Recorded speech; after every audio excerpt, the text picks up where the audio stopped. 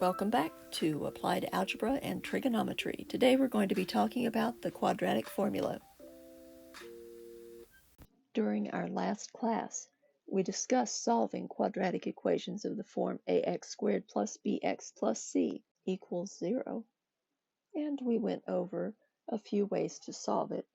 There's one way we are going to skip in this class just because we have to make room for other things. We're not going to discuss completing the square. And unfortunately, you need to understand completing the square to understand where the quadratic formula comes from. So I will refer you back to your book in section 7.3 because at the beginning of this section, the author derives the quadratic formula, which is a really good exercise, but we're not exercising today. Here's another way to solve quadratic equations. The quadratic formula: x equals negative b plus or minus the square root of b squared minus 4ac divided by 2a, or as some of you know it, the quadratic formula is negative b plus or minus the square root. That is not me singing, but if you would like to see more of this, I have included it in the playlist to help you memorize the quadratic formula, which you need to do. It is titled Quadratic Formula Pop Goes the Weasel by Nikki Rose, who, as far as I know, is not related to me. Let's just jump right in with an example. Here's our quadratic equation, and for this equation, a equals 1, b equals 5, and c equals negative 6. Notice in the quadratic formula itself, in the general form, everything is positive. So any negative that shows up in your quadratic has to be part of the coefficient, whichever one it is. So now I'm going to rewrite that quadratic formula, but every place there is an a, b, or c, instead of putting in the number right now, I'm going to put in parentheses. Notice the negative is not part of the b, it's outside of the parentheses. Plus or minus the square root of b squared minus 4ac. To extend that radical, all over 2 times a. And now I can fill it in. Negative b. b is 5. b goes in here because b is squared. Then I need a, which is 1, and c, which is negative 6. Make sure you bring the negative with it. And once again, a is 1. Now I have it filled out. I just have to use PEMDAS to evaluate it. This is a negative 5 plus or minus the square root of 25 plus 24 over 2. And that equals negative 5 plus or minus the square root of 49 over 2. Oh, 49, I know. This is negative 5 plus or minus 7 over 2. That's what x is equal to. But I really need to separate these into 2. So I'm going to say that x is equal to negative 5 plus 7 over 2, and x is equal to negative 5 minus 7 over 2. And let's see, that will give me 2 over 2 or 1. But here, x equals negative 12 divided by 2. X equals negative 6. But we need to make some room to check this. So let me check the 1 first. I'm going to go back up to my original equation. Once again, I'm going to put in parentheses where I'm going to put in my value in just a minute. So I have 1 squared plus 5 times 1 minus 6. So that's 1 plus 5 minus 6 equals 0. Yup, 6 minus 6 equals 0. That checks. My next check, same thing. I'm going to put in the parentheses everywhere there's a variable. And the value that goes into all of those parentheses is a negative 6. Notice the negative is inside the parentheses. So this is negative 6 times negative 6, or 36, minus 30 minus 6 equals 0. Yes, that does give you 0 equals 0. So these are my answers. Our first challenge with this equation is to get it into the standard form or the general form. So let's go ahead and subtract 2 and subtract 6v from both sides. And there's our equation, and I don't expect you to necessarily identify the coefficients each time, but it is a helpful exercise and it would be a fine thing for you to do. Okay, there's my formula, just waiting for my coefficients. Negative b, well, b is negative 6. Negative 6 goes in here again. Oops, I forgot my squared there. And then minus 4 times a times c, and then all over 2 times a. Very interesting coefficients. Now I do some evaluation. Keep going. 108 is interesting. Let's see what that factors into. Let's see, 2 will go in there. Will 4 go? Yes. 2 times 4 is 8. That's 27. I need to get to the prime factorization here. 3 times 9. 3 times 3. So instead of looking for the square root of 108, we can look for the square root of 2 times 2 times 3 times 3 times 3. Where are the squares? Here and here. So I bring out one term for each of those, and then the square root of 3 is left behind. So we have 6 square root of 3. So I found the square root of 108. And by the way, that is the exact value for 108. None of this approximation on the calculator. So I have 6 plus or minus 6 square root of 3 over 18. Almost done. But look, I have a common factor in the numerator. 6 is a common factor. It goes into the first term once and goes into the second term once. So we have square root of 3 there, 1 times square root of 3, and 6 goes into 18 3 times. And here you have your answers. V equals 1 plus the square root of 3 over 3, or V equals 1 minus the square root of 3 over 3. You might also see these written this way, separating the rational on the left from the irrational parts of your answers. I'm good with either method as long as you do not have a radical in the denominator. Okay, those denominators are 3's, we're good. Here's our next example. A equals 16, B equals negative 24, and C equals positive 9. Let's plug them in.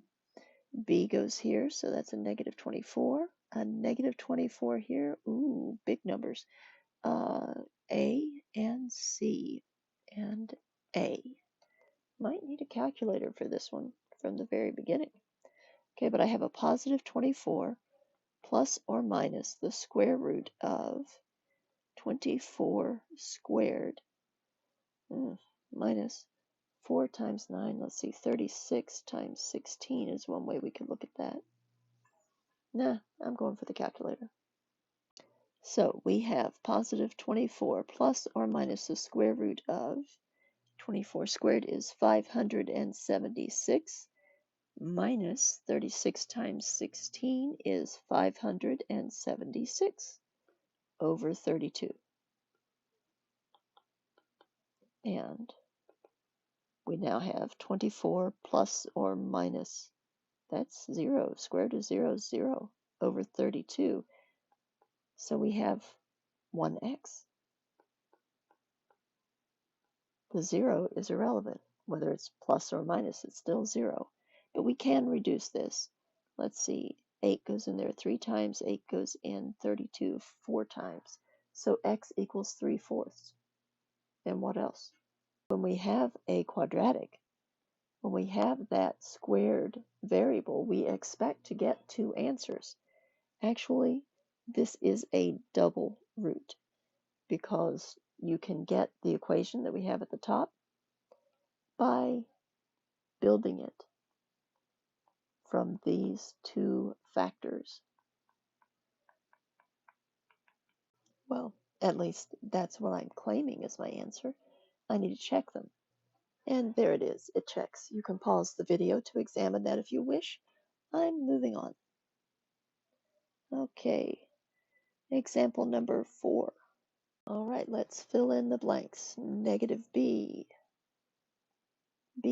squared, a, c, a. And what does that give us when we start evaluating? A positive 2 plus or minus the square root of 4 minus 120 over 10. So that means we have to plus or minus the square root of negative 116 over 10. There's something very wrong with this picture. A negative under the square root sign. There are no We've now real done roots for 4 this equation. quadratic You have to equations. appeal to imaginary numbers. Let's look And at we're not going these there today. examples again. Nothing to check here. Move along. Here we have 4 examples of quadratic equations. And we have received, or we've worked out 4 very different results. We have rational roots, 2 real rational roots for number 1. In example 2, we had 2 real but irrational roots. In example 3, we came up with a double root, a rational double root. And when we got to number 4, we came up with no real roots. Just glancing at each of the equations, it would be hard to say what type of roots we will wind up with, or if we won't wind up with any real roots at all. There must be something about our solution of each of these, some place where it reached a point that determined what type of roots we would have. And it's right here under this radical. That's why we were spending time learning to deal with radicals. Okay? When we reached the point where we had combined b squared minus 4ac for each of these, we got a different sort of result. Look here. Here we have a 49. That is a perfect square. 108 in example 2 under that radical. It's not a perfect square of anything. And in example 3, we have 0 under the radical. Example 4, we have a negative under the radical, which you know we can't deal with. It just gives us imaginary roots. So let me be more specific. Underneath that radical, we have this formula, b squared minus 4ac. That formula is known as the discriminant. Why? Because it allows you, by looking at the quadratic equation and doing a quick calculation, to discriminate amongst the different possibilities for the roots. In other words, to know what type of roots that equation will produce. Let's characterize the different types of discriminants and roots that we have here. Let's look at our first example here. Remember, the b squared minus 4ac is what goes underneath the radical. So here we have 49, which is a positive perfect square. And we have 2 real, rational, unequal roots, 2 different roots. That's because when you take a square root of a perfect square, you get a rational number. You get a number that you can add to the other number that you have in the numerator, and you can divide by the denominator. You may wind up with a fraction, but you will get a rational number. And because you'll be adding it in one case and subtracting it in the other, the 2 numbers will be different. So this is one type of result you get, one type of answers that you get based upon the discriminant. Let's look at example 2 and what type of roots we get when we examine the discriminant of an equation like this. Here we have 2 real, irrational, unequal roots. And what did we have as the discriminant? Not a perfect square. All right, now look closely at this one.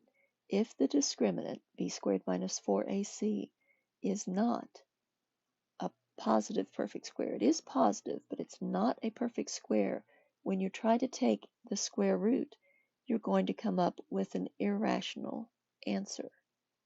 So, if b squared minus 4ac is positive, but is not a perfect square, the roots are real. However, they are irrational, and they are still unequal. Let's take a look at example 3. See, we don't really need the equation as long as we have it substituted properly, realizing that this is the discriminant. The radical is not part of the discriminant. But here the discriminant equals 0. And when you take the square root of that, it's just 0. So you're really not adding or subtracting anything from your basic fraction here. This 24 over 32. Nothing's happening beyond that. We're not adding for one root and subtracting for another. That's why the two roots are equal if the discriminant is 0. In fact, let me write that formally. To look at our last example, we really don't need the equation because we've already substituted all of the coefficients in. And when you look at this and look at the discriminant, which is underneath the radical, in this case we have a negative radicand. And if you have a negative and you're trying to take a square root, it is not going to produce real roots. Therefore, there are no real roots if the discriminant is negative or less than 0.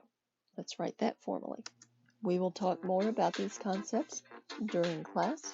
Please make sure that not only can you use the quadratic formula to solve quadratic equations, but also that you understand the discriminant and understand how you can use it to predict what type of roots you will find once you do solve the quadratic. Once again, let me know if you have any questions, and I will see you in class.